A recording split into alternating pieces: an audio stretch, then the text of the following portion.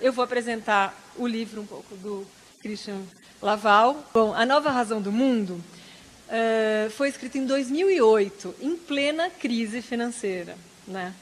E foi lançado na França em 2009. Depois teve uma edição na Inglaterra em 2014, uma edição um pouco reduzida.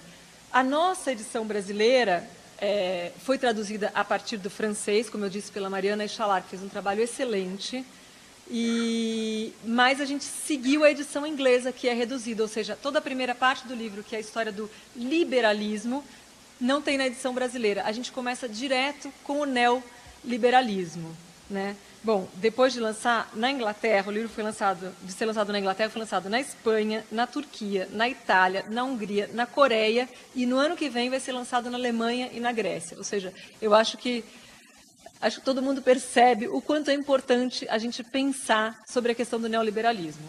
Por que eles... qual foi a razão que os motivou a escrever esse livro, né, que estava sendo escrito justamente no meio dessa crise financeira? A ideia era desfazer uma série de mal-entendidos sobre o neoliberalismo, porque eles dizem, a gente precisa entender quando foi que ele nasceu, e de fato no livro ele dá praticamente uma data de nascimento para o neoliberalismo, 1938.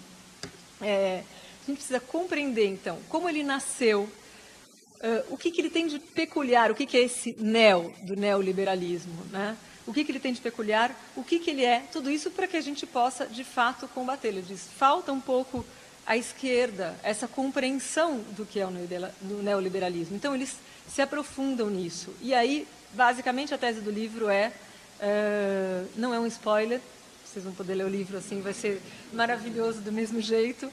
O neoliberalismo não é uma ideologia, nem é uma economia política, mas é uma racionalidade, isso é assustador, que atravessa de fato toda a sociedade e, portanto, estrutura a forma como os governantes atuam e também como os governados se colocam na sociedade. Então, uma coisa que toma a própria subjetividade contemporânea, né? Eu vou pedir licença para vocês, antes de passar a palavra a ele, para ler um trechinho do prefácio à edição brasileira, que essa foi outra alegria para a gente da Boitempo, que a gente propôs e ele rapidamente topou escrever um prefácio para a nossa edição. E quando veio esse prefácio, até falei para o Newton, era emocionante, porque parecia de fato que ele estava falando do que a gente está passando no Brasil neste momento. Por isso, acho assim, um livro imperdível, a gente precisa ler.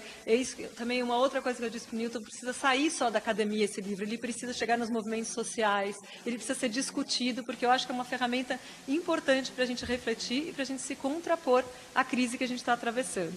Então, vou ler um trechinho desse prefácio e depois eu passo a palavra ao professor Laval. Bom, a ação coletiva se tornou mais difícil, porque os indivíduos são submetidos a um regime de concorrência em todos os níveis. As formas de gestão na empresa, o desemprego e a precariedade, a dívida e a avaliação são poderosas alavancas de concorrência interindividual e definem novos modos de subjetivação. A polarização entre os que desistem e os que são bem-sucedidos mina a solidariedade e a cidadania. Abstenção eleitoral, dessindicalização, racismo, tudo parece conduzir à destruição das condições do coletivo e, por consequência, ao enfraquecimento da capacidade de agir contra o neoliberalismo. O sofrimento causado por essa subjetivação neoliberal, a mutilação que ela opera na vida comum, no trabalho e fora dele, são tais que não podemos excluir a possibilidade de uma revolta antineoliberal de grande amplitude em muitos países. Mas não devemos ignorar as mutações subjetivas provocadas pelo neoliberalismo que operam no sentido do egoísmo social, da negação da solidariedade e da redistribuição e que podem desembocar em movimentos reacionários ou até mesmo neofascistas. As condições de um confronto de grande amplitude entre lógicas contrárias e forças adversas em escala mundial estão se avolumando. A esquerda somente poderá tirar partido disso se souber remediar a pane de imaginação que vem sofrendo. Acho isso maravilhoso, né? Bom, agora eu vou passar a palavra finalmente ao autor. Obrigada, Isabela, pela generosa apresentação. Agradeço a todos da equipe da Boitempo. Eu sei que foi muito difícil, a tradução foi muito difícil e tivemos alguns percalços no caminho e que só consegui vir aqui ao Brasil graças a realmente a boa vontade de todo mundo e o esforço coletivo que vocês fizeram para isso. Obrigada. Agradeço à tradutora e ao Christian Dunker também pelas intervenções que vão fazer. O tema da minha fala intitula-se O fim da democracia liberal, neoliberalismo e pós-democracia. Eu havia previsto uma conferência de 1h30, mas eu sei que agora eu vou ter que encurtar, então eu vou passar diretamente para alguns pontos importantes e a gente vai poder discutir depois. O neoliberalismo, ele ameaça a destruição do imaginário democrático. E no meu livro, juntamente com o Pierre Dardot, a gente fala sobre isso, que é a questão de destruir o imaginário democrático, que nos faz entrar num sistema político novo, que é o da pós-democracia, ou como ele escreve, a democracia, a-democracia. Il y avait un jeu possible entre démocratie et capitalisme, mais ce jeu n'est plus possible. O que a gente tentou trazer nesse livro é que se a democracia liberal estava longe de ser perfeita, ainda havia um jogo possível entre o capitalismo e o liberalismo. Alors en fait, c'est pas facile pour traduire tout ça. Excusez-moi. Temos que partir da definição de neoliberalismo. Ele não se reduz a uma política econômica e cultural. Também não é uma volta ao passado, né? Tem que se pensar no neoliberalismo. Então, o que é o neoliberalismo? Seria uma racionalidade de políticas global que transforma o Estado, as relações culturais, interpessoais. Então, o neoliberalismo seria um sistema de normas, né? Uma lógica normativa universal, que se divide em dois. De um lado, a norma transversal difusa da concorrência universal, e, de outro lado, a imposição do modelo de empresa no neoliberalismo. Então, seria a instauração de políticas deliberadas de criação de situações de mercado e modelos de concorrência. De outra forma, esse neoliberalismo seria a racionalidade do capital estendida às outras esferas sociais, ou seja, ele se destacaria da produção econômica, da produção de bens, pelo vetor de políticas estaduais e se estenderia a todas as outras esferas da sociedade, e buscando mudar a sociedade no sentido dessa lógica normativa. Então, nisso a gente vê duas consequências. A primeira é em sociologia. Ele diz que Max Weber ele foi mais longe, né, do que o Marx, quando ele fala na antecipação, que ele antecipou, né, algumas grandes evoluções históricas. Então, ele fala do espírito do capitalismo, que seria capaz de sair do corpo da economia, que é o que ele falou agora há pouco, para se impor em todos os ambientes e compor, assim, um cosmos social, né, no qual vivem os indivíduos. Então, aí que ele estava falando, né, que ele poderia se transformar numa norma de vida, uma norma de existência, uma norma de pensar, regulando todas as relações, amor, amizade, etc. O neoliberalismo não é só a expansão do mercado em detrimento do Estado, ou seja, uma redução do Estado, o Estado sairia de cena para o liberalismo agir. Não, é mais complicado, é mais trágico. É o próprio Estado que se transforma por meio das normas em um neoliberalismo. Ele usa um termo que é muito usado nos Estados Unidos, né, que ele fala no corporate state, né, que ele traduz por Estado gerenciador, Estado administrador, que então o Estado seria como ele agiria como uma empresa, né? Ele não tem mais, ele deixa de levar em consideração os anseios da população, das pessoas que escolheram, as pessoas que estão ali, né, num Estado democrático, e ele age como se fosse uma empresa. Ele desativa, ele mata a cidadania. Um dos sintomas dessa nova situação é que o Estado gerenciador, o administrador, se funda num princípio que não é pelo povo, não é pelo povo que ele conseguiu esse princípio, mas pela empresa. Ou seja, temos um Estado a serviço da empresa, que faz da competitividade um princípio constitucional. Eu tive que resumir um pouco a palestra, então eu vou me ater à primeira parte. Nessa primeira parte, eu vou enunciar pontos que me parecem cruciais para definir esse neoliberalismo. A primeira parte se intitula Sobre alguns aspectos da pós-democracia neoliberal. O primeiro ponto que é importante identificar é um traço histórico, que é um sedimento, né, para esse liberalismo. Então, e esse traço é a natureza profundamente antidemocrática de quando foi instaurado, já nos anos 30, o neoliberalismo.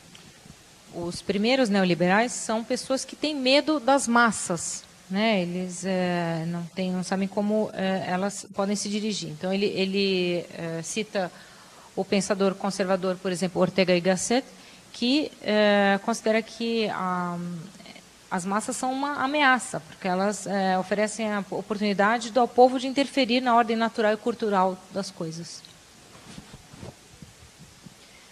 Então, é isso, né? O Ortega y Gasset tinha medo da interferência das massas na ordem natural e cultural das coisas, em especial do mercado, né? Aí ele fala também do Hayek, do Friedrich Hayek, que, para quem a ordem espontânea do mercado, que era fruto de uma lenta seleção histórica das normas e dos costumes, corre o risco a todo momento de ser destruída pela intervenção brutal e destruidora das massas por meio do voto.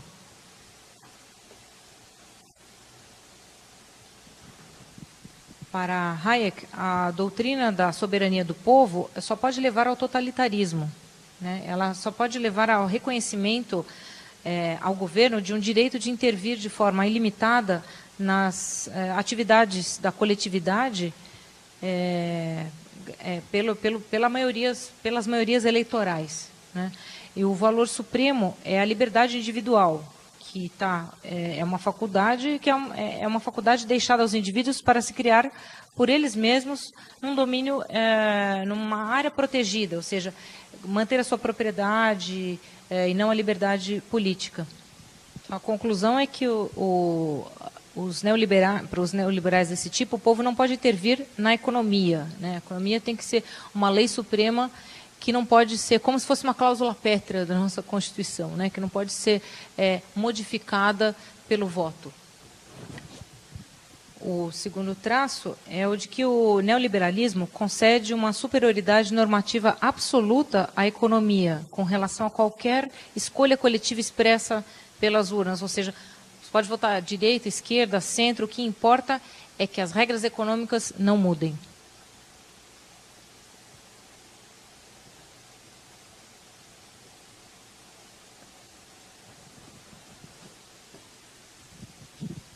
Então, não é somente a soberania nacional que é limitada pela globalização, mas é a própria atividade política, enquanto área de confrontação de opiniões e de escolha dos fins, né? A atividade é anulada pela supremacia da norma econômica.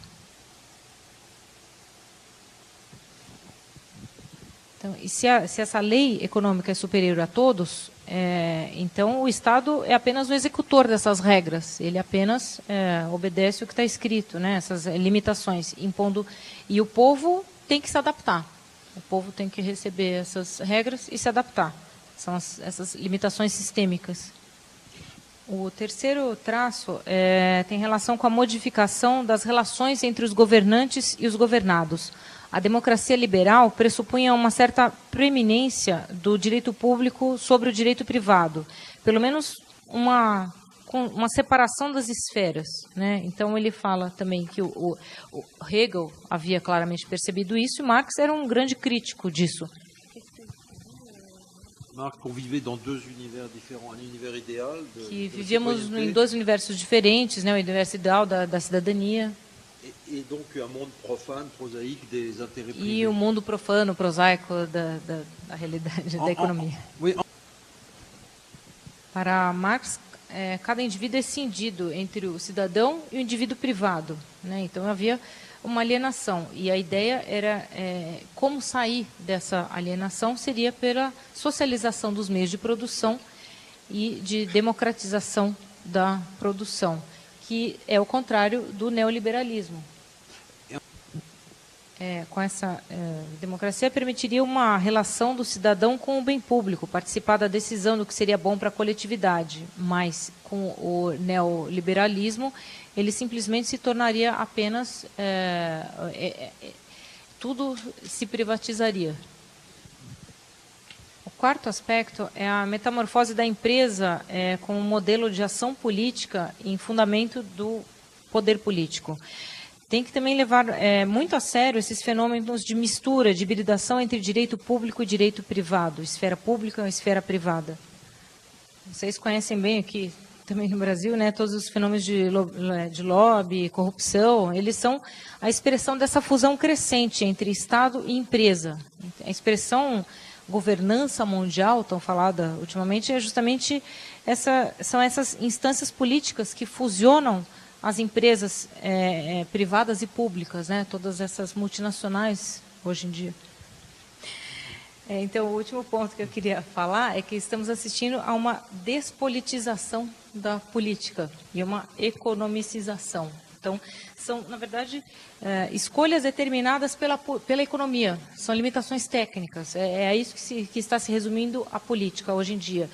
Então, a gente não escolhe mais presidentes, etc., a gente escolhe gerentes, administradores, né? E a esquerda social-democrática integrou-se a esse jogo. Ela se apresenta, hoje em dia, como um melhor gerente, um melhor administrador dessas todas essas limitações que já estão postas e colocadas na mesa.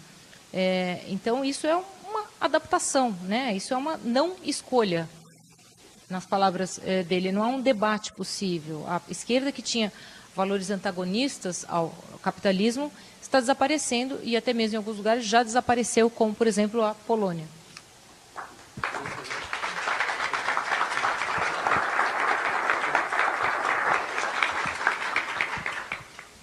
Então, para concluir, eu queria dizer, ele disse que o povo não está passivo, né? A sociedade tem horror ao vazio político.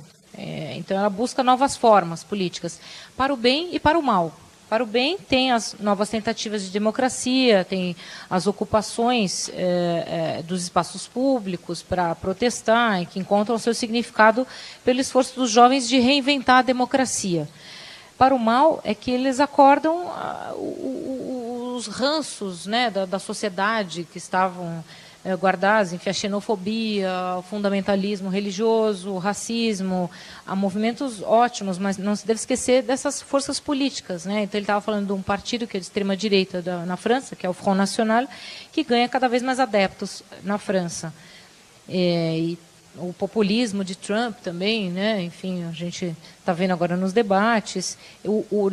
A gente verifica que o neoconservadorismo e o neoliberalismo vão juntos, né? Vão de mãos dadas. E o vazio político é eminentemente perigoso, né? Então, ele estava depois falando do livro dele, do livro seguinte dele, que chama Comum, que ainda não foi traduzido, mas que, quem sabe, a Boitempo poderá traduzir, que ele fala já de uma outra faceta daqui do...